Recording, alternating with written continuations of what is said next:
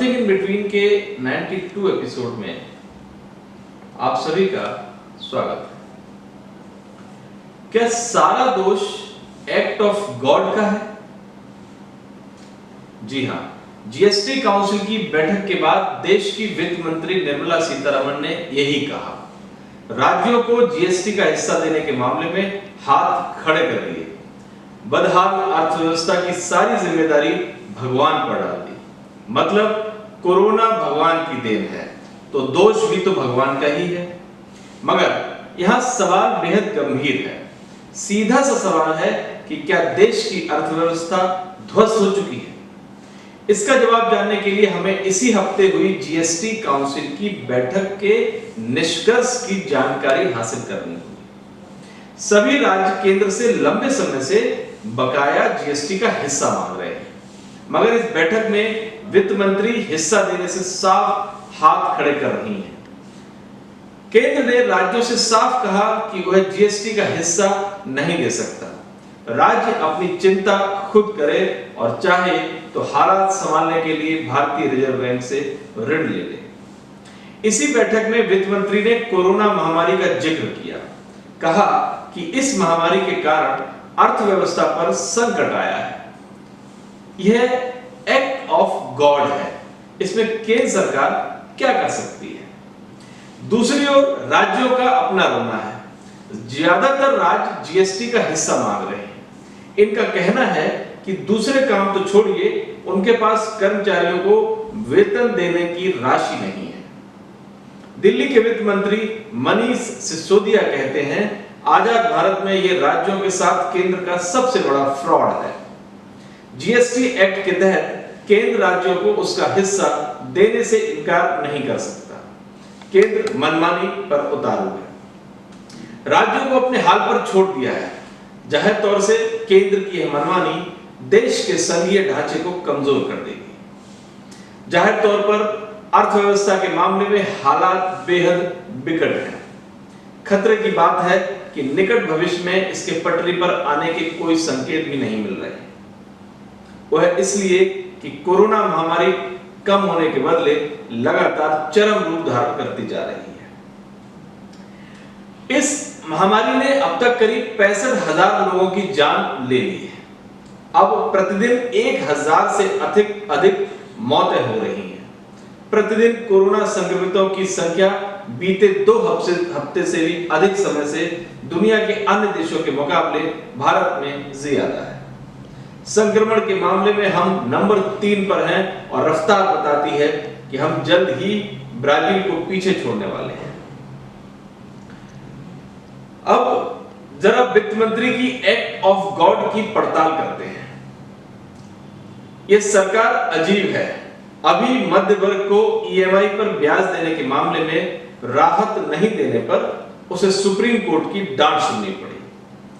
शीर्ष अदालत ने कहा कि केंद्र सरकार जरूरी राहत देने की जिम्मेदारी से बचने के लिए भारतीय रिजर्व बैंक के पीछे छिप गई है। अब कोरोना महामारी के सवाल पर केंद्र भगवान के पीछे छिप गया है। वित्त मंत्री ने बदहाल अर्थव्यवस्था की सारी जिम्मेदारी कोरोना पर डाल दी है। फिर कहा कि यह महामारी एक्ट ऑफ गॉड है। मतलब जब भगवान ही अर्थव्यवस्था को बदहाल करने पर तुला है तो सरकार की क्या बिसात है कि वह इसका मुकाबला कर पाए। इस तर्क पर आप हंसते रहिए, मगर वित्त मंत्री ने सीधे तौर पर तो यही कहा है। हाँ, सवाल यह उठता है कि वित्त मंत्री के इस कथन में कितनी सच्चाई है। क्या कोरोना महामारी से पहले हमारी अर्थव्यवस्था में 4 चांद लगे हुए थे? इस पर चर्चा करने से पहले हमें यह जान लेना चाहिए कि एक तरफ देश की अर्थव्यवस्था बेहाल है, वहीं दूसरी तरफ सरकार की ही रिपोर्ट है कि इस जारी वित्तीय वर्ष में ही 2.25 लाख करोड़ का लोन फ्रॉड हुआ है। बैंकिंग क्षेत्र मरने की कगार पर है। इसे संभालने के लिए तत्कालीन 3 लाख करोड़ की मदद की जरूरत है। अब मुख्य सवाल एक्ट ऑफ गॉड पर आते हैं। सही है कि प्राकृतिक या दैवीय आपदा पर किसी का वश नहीं है, मगर सरकारें होती किस लिए हैं?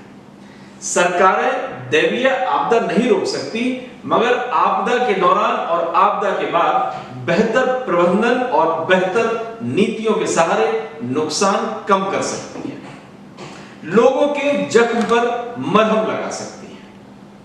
मगर क्या कोरोना के दौरान सरकार ने ऐसा कुछ किया? कहने को तो सरकार ने 20 लाख करोड़ का राहत पैकेज दिया, मगर इसका 80% से अधिक हिस्सा लोन मेले की तरह था। करोड़ों की संख्या में पलायन करने वाले मजदूरों और गरीब परिवार को राहत के लिए नकद राशि और अनाज के नाम पर 2 लाख करोड़ दिए। मतलब खजाने पर मुख्य रूप से यही रकम खर्च हुई, मगर इतनी छोटी सी रकम से ही अर्थव्यवस्था चरमरा गई। अर्थशास्त्री प्रोफेसर अरुण कुमार कहते हैं कि कोरोना काल में जो हुआ सो हुआ, मगर अर्थव्यवस्था के खस्ता हालत की शुरुआत तो इस महामारी से पहले ही हो चुकी थी। मसलन बीते साल अप्रैल से जून महीने की पहली तिमाही में ही देश की विकास दर लुढ़ककर 5% पर आ चुकी थी। बेहतर नीतियों और बेहतर प्रबंधन के अभाव में इस साल बीते साल की अंतिम तिमाही मतलब जनवरी से मार्च तक की अवधि में विकास दर लुढ़ककर 3.1% पर आ चुकी थी। मतलब इस महामारी के आगमन से पहले ही देश की अर्थव्यवस्था बदहाल हो चुकी थी। अब कोरोना महामारी और इसी बहाने भगवान को जिम्मेदार ठहराकर सरकार अपनी जिम्मेदारी से बच निकलना चाहती है। सवाल है कि वर्तमान सरकार का किस क्षेत्र में बेहतर प्रबंधन दिखता है? जवाब है कहीं नहीं। वर्तमान संकट में बाजार में मांग बढ़ाने की जरूरत है। सरकार उत्पादन बढ़ाने पर ध्यान दे रही है। सवाल है कि जब मांग ही नहीं होगी तो उत्पादन बढ़ाने से क्या होगा?